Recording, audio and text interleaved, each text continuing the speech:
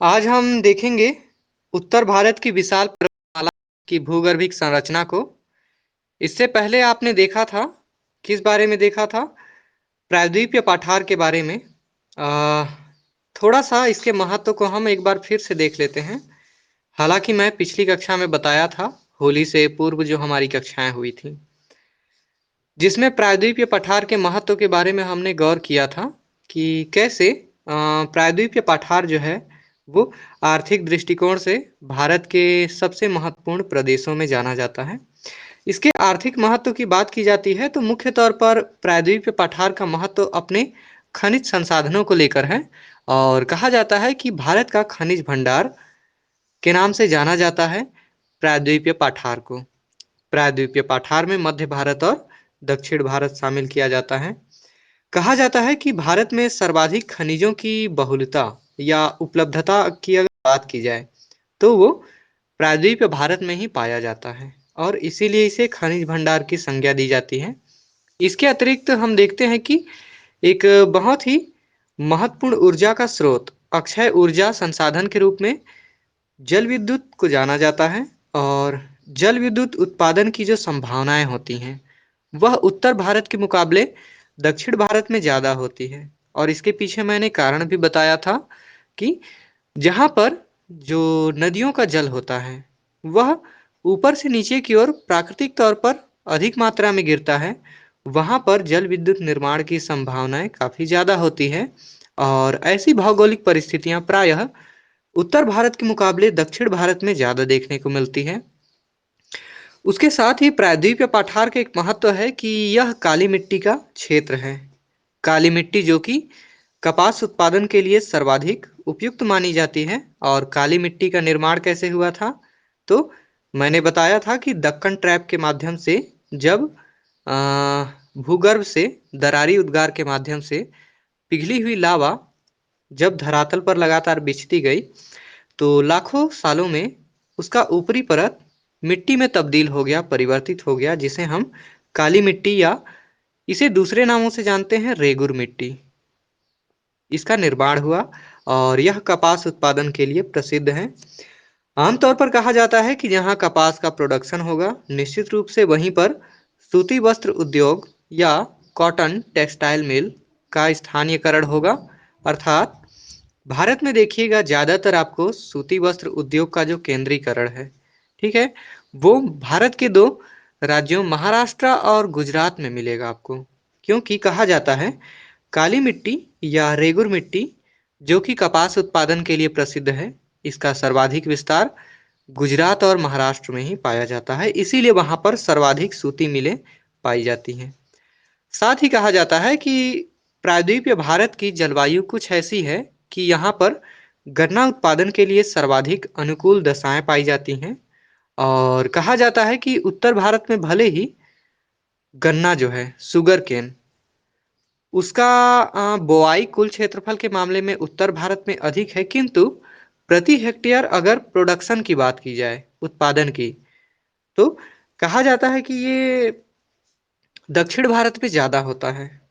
अगर हम तुलना करें गन्ने की जो फसल होती है तो गन्ने की फसल अगर आप देखेंगे तो उत्तर भारत में जो गन्ने का उत्पादन होता है और दक्षिण भारत में जो उत्पादन होता है तो कहा जाता है कि उत्तर भारत की अपेक्षा दक्षिण भारत के जो गन्ने होते हैं आमतौर पर वर्षा और नमी और अनुकूल जलवायु के प्रभाव से वहाँ के गन्ने अपेक्षाकृत उत्तर भारत के मुकाबले अधिक रसदार होते हैं, रसीले होते हैं, मोटे होते हैं।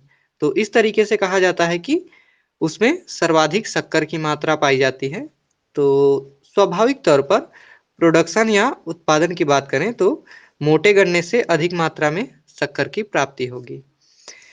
इसके बाद प्रायद्वीपीय भारत में ही कुछ अन्य फसलें हैं जो कि काफ़ी चर्चित रही हैं, जैसे कि यहाँ पर मसाले, चाय, कॉफ़ी का काफ़ी ज़्यादा प्रोडक्शन किया जाता है। खास तौर पर कॉफ़ी की बात की जाए तो कॉफ़ी उत्पादन के मामले में भी कर्नाटक राज्य का एकाधिकार है भारत में। अर्थात कर्नाटक लगभग लगभग 90 से 95% कॉफ़ी आज भी उत्पादित करता है भारत में।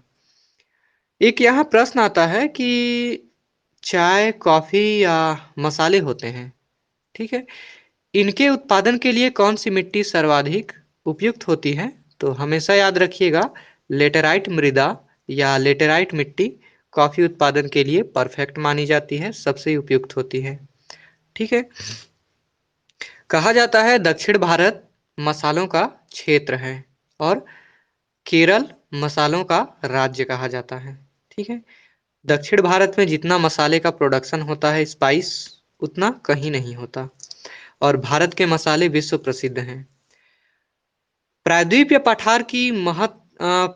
पठार की महत्ता उसके खनिज संसाधनों को लेकर है और खनिज संसाधनों को आधार बनाकर ही प्रायद्वीपीय पठार को भारत का रूर के नाम से जाना जाता है। मतलब रूर नाम का एक प्रदेश है जो कि इंग्लैंड में पाया जाता है, जहां पर प्राचीन काल में प्राचीन काल तो नहीं कहना चाहिए, आज से लगभग 100-200 साल पहले विश्व का सर्वाधिक खनिज पदार्थ उपलब्ध होता था और प्रायः इसी के रूप में एक नाम दिया गया है प्रायद्वीपीय पठार के महत्व को दर्शाने हेतु कि प्रायद्वीपीय पठार को भारत का रूर प्रदेश कहा जाता है। तो इसको बिल्कुल नहीं भूलेंगे आप लोग। आगे बढ़ते हैं। ध्यान दीजिएगा, अगर किसी के पास आवाज नहीं आ रही होगी मेरी तो मुझे सूचित कीजिएगा।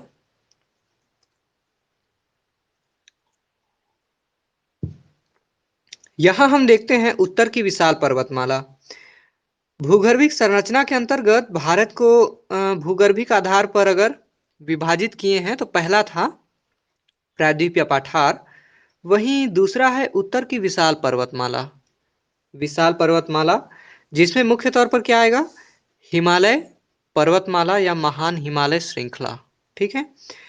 महान हिमालय श्रृंखला का हम चलिए वर्णन करते हैं, देखते हैं उसकी उत्पत्ति कैसे हुई थी, ठीक है? यहाँ का भूगर्भिक स्ट्रक्चर कैसा है, भूगर्भिक बनावट कैसा है।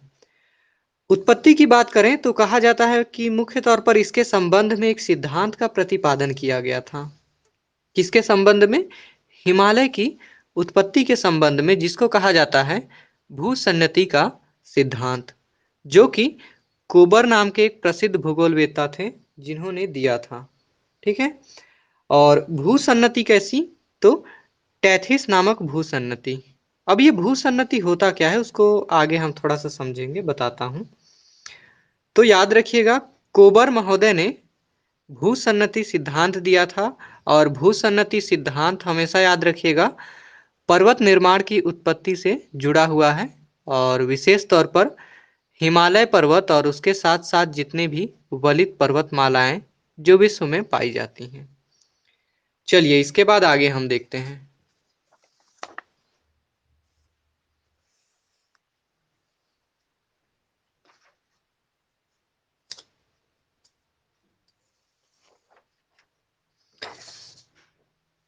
कहा जाता है कि हिमालय की उत्पत्ति के संबंध में एक और सिद्धांत को के बारे में बताया जाता है, जहां भूसन्नति सिद्धांत भूगोल विषय में लागू है पर्वतों की उत्पत्ति को लेकर, वहीं एक प्लेट विवर्तनिकी सिद्धांत या प्लेट टेक्टोनिक्स थ्योरी भी चला है। आप प्लेट विवर्तनिकी सिद्धांत बीए प्रथम वर्ष में पढ़ चुके हैं, जिसमें मैंने बताया था कि यह पृथ्वी अलग अलग भूखंडों में बटा हुआ है और जिन्हें हम प्लेट का नाम देते हैं, ठीक है? और इनमें अक्सर टकराव या फिर एक दूसरे से ये धीरे धीरे दूर जाते रहते हैं और बहुत सारी भूगर्भीय घटनाएं घटित होती हैं। कहा जाता है कि अमूमन ज्वालामुखी और भूकंप संबंधी जो घटनाएं होती हैं वो इसी प्लेट विवर्तनिकी सिद्धांत से सीधे तौर पर जुड़ी हुई है और इस सिद्धांत की परिकल्पना और इसकी व्याख्या करने का काम प्रसिद्ध विद्वान हैरी हेस महोदय ने किया था 1965-66 में, ठीक है? कहा जाता है कि हिमालय पर्वत का निर्माण जो हुआ है वो हिमालय के आसपास जो मौजूद था एक उथला जल क्षेत्र, जिसको हम कहते हैं टेथिस सागर। टेथिस सागर के में ही भूसन्नति की घटना हुई थी। अब भूसन्नति होता क्या है? तो कहते हैं कि कोई जल क्षेत्र होता है, ठीक है? उसमें लगातार मिट्टी कंकड़ पत्थर अगर जमा होता जाए तो एक समय के बाद उसमें पानी खत्म हो जाता है या बहुत कम रह जाता है और मिट्टी कंकड़ पत्थर बहुत ज़्यादा होता है। फिर कहते हैं कि समय बीतने के साथ उसमें लगातार प्रेशर और दबाव पड़ता है और धीरे-धीरे कहा जाता है कि ऊपर नीचे आगे पीछे चारों तरफ से जब दबाव पड़ने लगे तो उस जल क्षेत्र में एक मोड़ पड़ने लगता है, फोल्ड, वलन, जैसा कि मैंने ये स्ट्रक्चर बताया हुआ है, बिल्कुल ऐसा। ठीक है? ऊपर से भी दबाव पड़ता है, नीचे से भी दबाव पड़ता है, अगल-बगल सबसे, तो ये मोड़ पड़ जाता है। फिर धीरे-धीरे ये ऊपर की ओर आहिस्ता-आहिस्ता उठने लगता है और कहा जाता है लाखों करोड़ों सालों का प्रक्रिया जो होता है, उसके परिणाम स्वरूप किसी पर्वत का जन्म होता है। हिमालय पर्वत का जन्म भी भूसन्नति की सिद्धांत के अनुसार टैथिस सागर में वलन पड़ने की वजह से हुआ था। टैथिस सागर में जब उसमें गिरने वाली नदियां लगातार मिट्टी और कंकड़ पत्थर अवसाद जमा करती रहीं, फिर धीरे धीरे वहां दबाव वाली क्रिया हुई, प्रेशर पड़ा और फिर वहां वलन या मोड़ पड़ने लगे। ठीक है, फिर हिमालय का जन्म हुआ। यहाँ गौर कीजिएगा, आहिस्ता आहिस्ता हिमालय का जन्म नहीं हुआ है, बल्कि लाखों करोड़ों सालों का समय लगा है। ठीक है, हर साल कुछ इंच थोड़ा थोड़ा थोड़ा थोड़ा उठते उठते आज आप देखेंगे हिमालय पर्वत की जो ऊंचाई है वो कितनी है, 8,848 मीटर। तो इस तरीके से कहा जाता है कि हिमालय का निर्माण हुआ और हिमालय को कहा जाता है कि यह एक वलित पर्वतमाला है, मतलब फोल्डेड माउंटेन है। अर्थात कोई भी पर्वतमाला जो कि वलन या जिनमें मोड़ के माध्यम से उनका निर्माण हुआ है वह वलित पर्वत कहलाता है। अब थोड़ा सा हम देखते हैं यहाँ पर कि हिमालय पर्वत का निर्माण हुआ तो है वलित या वलन पड़ने की वजह से, लेकिन केवल ऐसा नहीं है कि केवल सागर में वलन पड़ गया इसलिए भी निर्माण हुआ। एक दूसरा सिद्धांत भी दिया जाता है यहाँ पर, ठीक है, जो कि प्लेट विवर्तनिकी सिद्धांत कहलाता है। कहा लग जाता है कि आज से लगभग 700 करोड़ साल पहले का जो समय है, पृथ्वी के भूगर्भिक समय पे आप जाएंगे तो पाएंगे कि कार्बोनिफेरस का वो दौर चल रहा था भारत में और विश्व में भी, जब प्लेटें काफी खिसक रही थी इधर उधर और प्लेटों में या भूखंडों में खिसकाव जारी था। आप देखेंगे कि पैंजिया का विभाजन हो गया और वो 7 अलग अलग टुकड़ों में टूट गया। ठीक है, अब क्या हुआ कि जो प्लेटें थी, तो आपको मैंने बताया है कि पृथ्वी पर 6 बड़ी प्लेटें हैं और 20 छोटी प्लेटें पाई जाती हैं। ठीक है, बड़ी प्लेटों में एक प्लेट है जिसको कहा जाता है यूरेशियन प्लेट, ठीक है, जिसमें कि यूरोप और एशिया महाद्वीप टिका हुआ है, और एक है इंडियन प्लेट जिसमें खास तौर पर भारत का और उसके आसपास का क्षेत्र स्थित है। ठीक है, कहा जाता है कि आज से 7.5 करोड़ वर्ष पहले यूरेशियन प्लेट और भारतीय प्लेट या इंडियन प्लेट का टकराव हुआ था। यूरेशियन प्लेट दक्षिण में था, सॉरी उत्तर में था, नॉर्थ में, और भारतीय प्लेट दक्षिण में था। इसे मैं मानचित्र के जरिए भी आपको बताऊंगा बाद में। उसके बाद क्या हुआ, इन दोनों का जब टकराव हुआ, ठीक है, तो फिर क्या हुआ कि टैथिस सागर में जो मलबा जमा हुआ था, अवसादी सेल मतलब कंकड़ पत्थर मिट्टी सब जमे हुए थे, तो टैथिस सागर इन दोनों के सेंटर में था। ठीक है, कहा जाता है यहां पर था, टैथिस सागर बिल्कुल इन दोनों के बीच में था।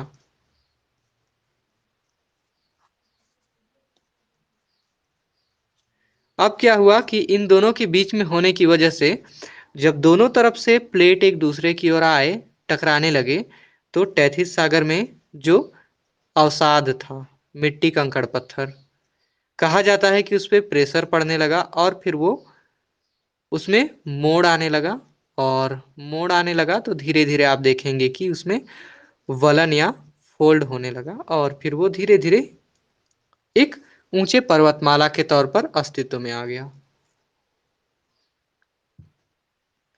कहा जाता है कि हिमालय पर्वत में जो पाई जाने वाली शैलें हैं, ठीक है, आपको जो भी वहाँ चट्टानें मिलेंगी भूगर्भ में हिमालय पर्वत में, ठीक है, वहाँ उनका आंतरिक संरचना जो है उसमें कहा जाता है कि टर्शियरी युग की शैलें पाई जाती हैं।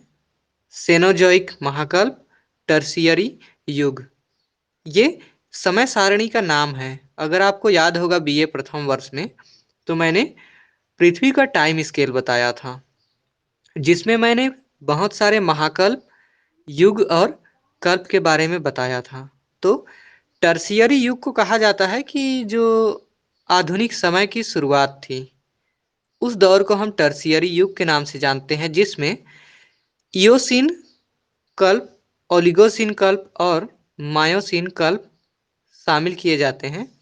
और ये तीनों कहा जाता है कि ये टर्शियरी युग के पार्ट हैं या हिस्सा है।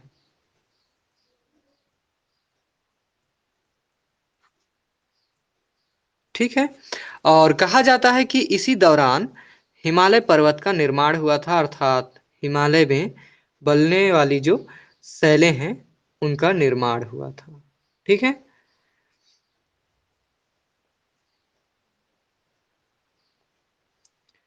चलिए आगे बढ़ते हैं।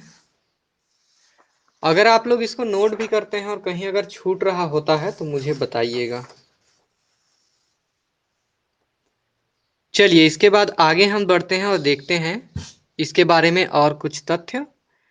कहा जाता है उत्तर की विशाल पर्वतमाला में मुख्य तौर पर हिमालय पर्वतमाला को शामिल किया जाता है, और यह एक नवीन वलित पर्वतमाला है, अर्थात विश्व की सबसे नवीनतम पर्वत श्रेणियों में अगर किन्हीं पर्वत श्रेणियों का नाम लिया जाता है तो उसमें यूरोप महाद्वीप का आल्प्स और भारत का हिमालय पर्वतमाला जाना जाता है। नवीन वलित पर्वतमाला तो है ही, इसके साथ ही कहा जाता है कि यह अवसादी शैलों से बना हुआ है। ठीक है। अर्थात कोमल प्रकृति के चट्टानों से बना हुआ है। अर्थात हिमालय पर्वत जो कि बहुत ऊंचाई वाला है, यदि आप उसके आंतरिक भागों में जाएंगे तो एक बारगी ऐसा लगा, इतना ऊंचा पर्वतमाला है तो निश्चित तौर पर इसका नींव काफी मजबूत होगा, बहुत कठोर शैलों से बना होगा। लेकिन ऐसा नहीं है। कहा जाता है कि अवसादी शैल अर्थात अपेक्षाकृत थोड़े कोमल प्रकृति के शैलों से ही हिमालय पर्वतमाला की आंतरिक स्थिति बनी हुई है। और यही वजह है कि कहा जाता है कि अवसादी शैलों के कारण ही हिमालय वाले क्षेत्र में भूकंप की गतिविधियां काफी ज्यादा होती हैं, काफी तेज होती हैं। आपको याद होगा सन 2013 आसपास में एक भूकंप आया था। कहाँ पर? नेपाल में, जो कि हिमालय की गोद में है। तो उसका सीधा सीधा यही संकेत है कि भूकंपीय तरंगे ज्यादातर अवसादी शैलों में प्रवेश करती हैं, और चूंकि हिमालय पर्वत की आंतरिक संरचना निश्चित तौर पर अवसादी शैलों या कोमल शैलों से ही बनी है, तभी वहां भूकंप संबंधी घटनाएं घटित हो जाती हैं। थोड़ा सा हिमालय का महत्व देखते हैं हम। ठीक है, कि हिमालय का क्या महत्व है। आंतरिक संरचना हमने देख लिया और ज्यादा कुछ है नहीं। अगर महत्व देखें तो कहा जाता है कि हिमालय जो है वो भारत की प्राकृतिक सीमा का निर्धारण करता है। प्राकृतिक सीमा कैसे? तो आपको मैंने बताया था कि भारत के मानचित्र में आप देखेंगे, गुजरात से आगे बढ़ेंगे तो आप पंजाब से शुरू हो जाइएगा। पंजाब, कश्मीर से लेकर हिमाचल प्रदेश, उत्तराखंड, उत्तर प्रदेश, सिक्किम, असम, अरुणाचल प्रदेश, यहाँ तक पूरा प्राकृतिक तौर पर भारत को एक सीमा प्रदान करता है, एक बॉर्डर। ठीक है। स्पष्ट तौर पर बाकी देश भारत से अलग हो जाते हैं प्राकृतिक रूप से। फिर कहता है कि हिमालय पर्वत भारत का सुरक्षा कवच है, मतलब सेफ्टी वाल्व है।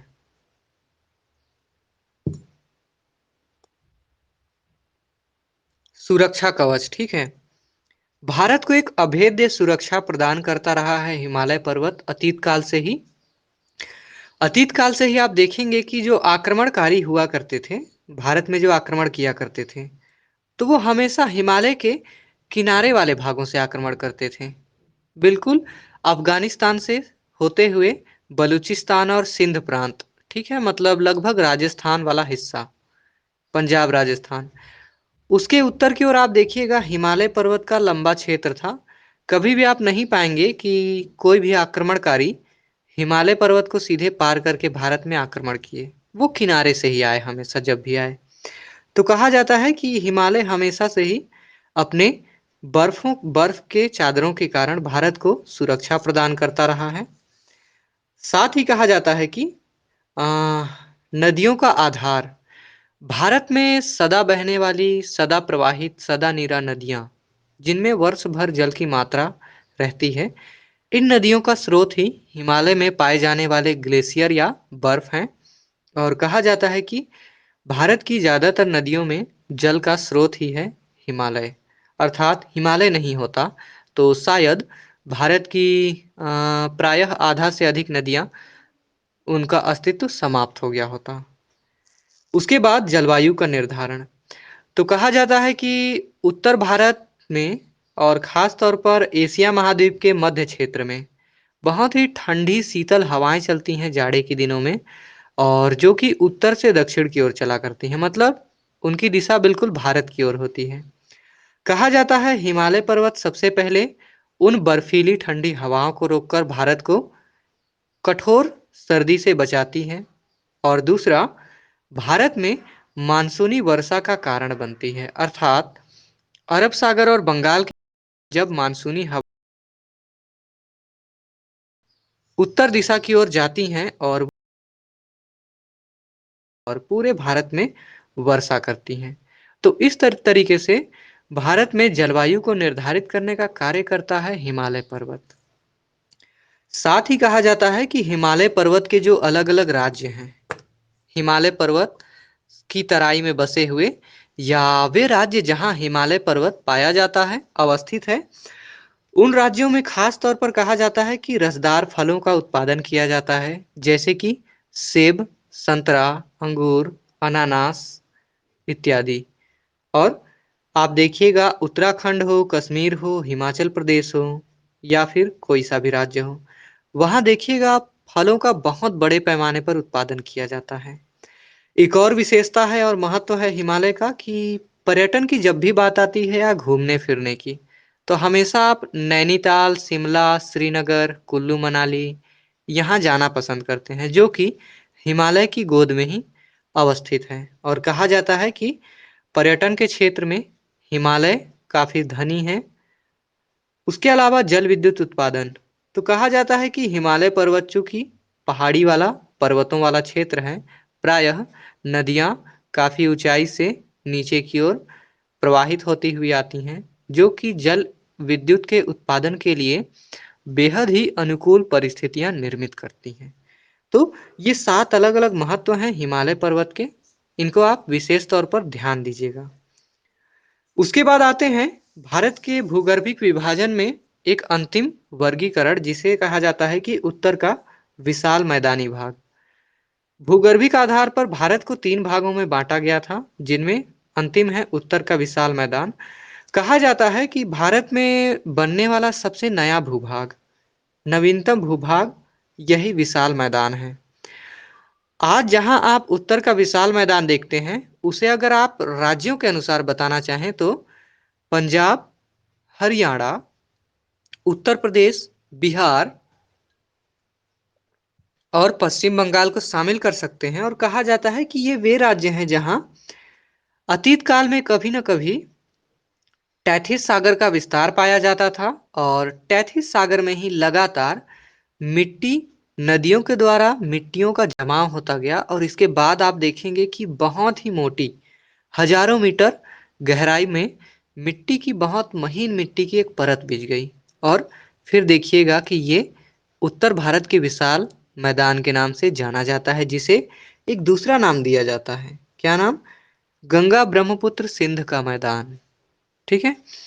कहा जाता है कि पृथ्वी के सबसे नए कालखंड, मतलब आधुनिक समय में ही टर्शियरी के बाद क्वार्टनरी आया था, जिसे हम नियोजोइक महाकल्प कहते हैं। टर्शियरी युग जो था वो सेनोजोइक महाकल्प का दौर माना जाता है, जबकि नियोजोइक महाकल्प उसके बाद का समय है, जिसमें क्वार्टनरी युग भी शामिल किया जाता है। और साथ ही जोड़ा जाता है इसमें प्लीस्टोसीन और होलोसीन काल, मतलब आज से सबसे आधुनिक समय मतलब बहुत ज़्यादा समय नहीं बीता है, 3-4 लाख साल पहले का समय बस।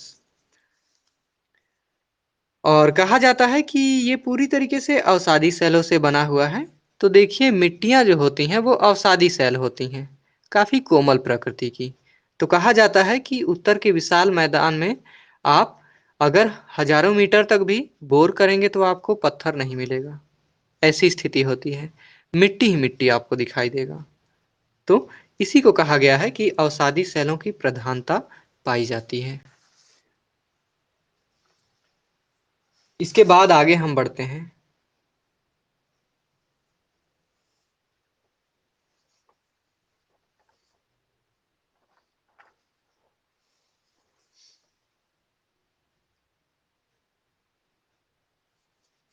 यहाँ पर आपका समाप्त हो गया है भारत की भूगर्भिक संरचना।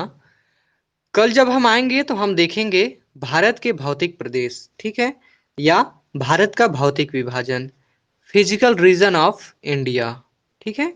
और जिसमें हम देखेंगे भारत की भौतिक आकृति में कितना हिस्सा पर्वतों का है, कितना पठारों का है, कितना पहाड़ियों का है और कितना मैदानों का। तो किसी के पास कोई सवाल है तो पूछिए, फिर कक्षा हम समाप्त करेंगे। Any question? नहीं है तो चलिए फिर आप लोग विदा लीजिए, हम लोग कल मिलते हैं। आप सभी का अपना ख्याल रखिए, बाकी विषय पढ़ते रहिए। आप सभी उपस्थित हुए, आप सभी का बहुत बहुत धन्यवाद।